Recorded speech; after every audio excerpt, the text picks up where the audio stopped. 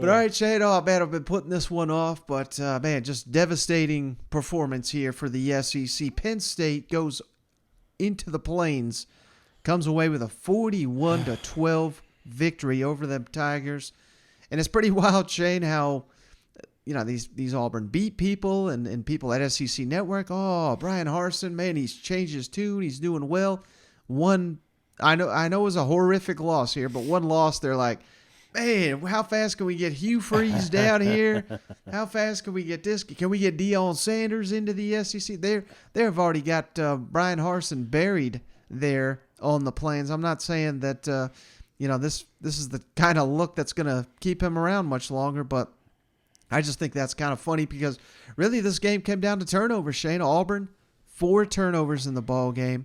Didn't force a single one. They haven't forced a turnover all season yet. Penn State went wild on the ground, 245 rushing yards. And, man, there's just not much to say. Auburn has nothing at quarterback. And once Penn State, started getting a little momentum, they just kind of caved, didn't they? Yeah. Yeah, and that's the recap. Next game? No, just kidding. This was a tough one, man, because I wanted to believe, I really did, that Penn State was not good and that Auburn, was underestimated. I don't know. Maybe I'm the Bryan Harsin thing. You kind of feel bad for the guy because he's dealt some bad cards there, but you're paid a lot of money, and you're paid a lot of money to win games. And especially this one. This is a huge monumental game because it was CBS. It was the game. It was this is the highlight. The fans were there.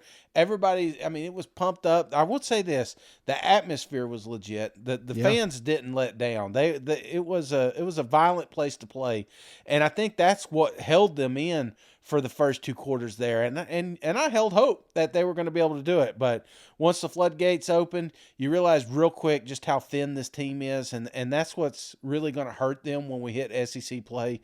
Mm-hmm. They're going to play you tough for a couple of quarters, but after you get past that, we don't have the competitive depth that Auburn's used to having down there. So, it's just real unfortunate for that team because that's one thing that stood out, Shane, as I watched. I'm sorry to cut you off, but it just seems like Auburn is like lacking, and it's not really that a surprise to us. Hell, we picked them 7th in the West, but I can't remember the last time we've seen an Auburn team that was lacking, dangerous talent outside of a handful of players here. We know how good Tank is, Jarquez Hunter, but there's literally not a receiver or tight end that threatens you. The line of scrimmage is an issue. Derek Hall's a beast, but besides that, Owen Papo's pretty good. The defense is, Auburn for years and years and years. That was what they had. They had elite defense, particularly on the line. Yeah, and they just don't have that right now. No, they don't, and it's just 240. There's a lot of old heads down there in Auburn. They can't believe it. No one gives up 250 yards rushing against Auburn Tigers. That's just growing up. You never heard that because, like you said, it was all about the defense. It was all about the linebacking core. It was a machine putting athletes in the NFL. That's just what they did, especially on that side of the ball. And then here lately, it's just, they were thrashing them, and I hate that. I really do. Mm-hmm. It kind of feels like to me, Shane. I don't know if you saw Charles Barkley was down there.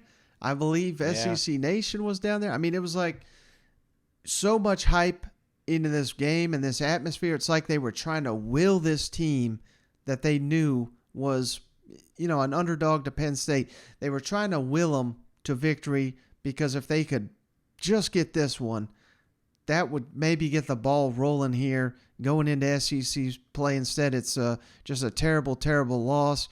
And now you got Missouri coming into town, which, that if you lose to them, by God, everybody will be out on you. But it just seems like they put all their eggs into this basket, and it was a nightmare for them. You know what?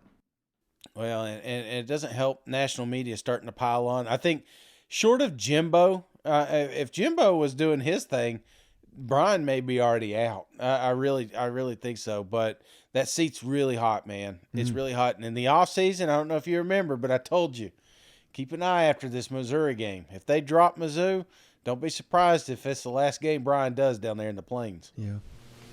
Right. Yes, Bryan, this results tonight or today could generate some talk about your job security. How do you handle that personally? And how do you handle that?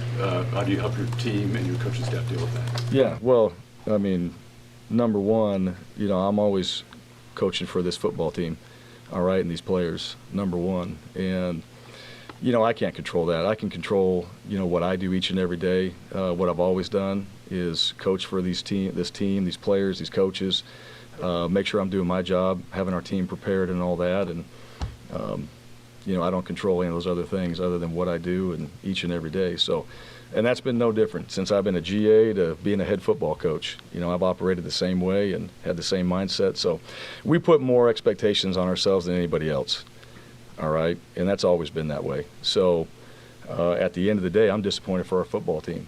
And my job is to make sure that we put together a plan and put a football team out there that can go compete and play at a high level. And, that's always the expectations. So the standard needs to be better than what it was, and that's really all we're going to focus on. And and for our football team, it's the same thing. I tell those guys that, and I think the lessons in all this is, when you're in it, when you're in the arena, which is what we do. All right, we're the ones that are in the arena each and every week. All right, we're the ones that put the work in each and every week. All right, that's what we can control, and I love being a part of that. I love putting plans together and processes and all those things so that we can do that. And, at the end of the day, this is why we get a chance to do what we do, because we're good at it. And I believe in this team and I believe in what we're doing, and we got to be better at it. So, at the end of the day, that's all I ever focus on. All right, Shane. Well, speaking of a machine, we got to talk about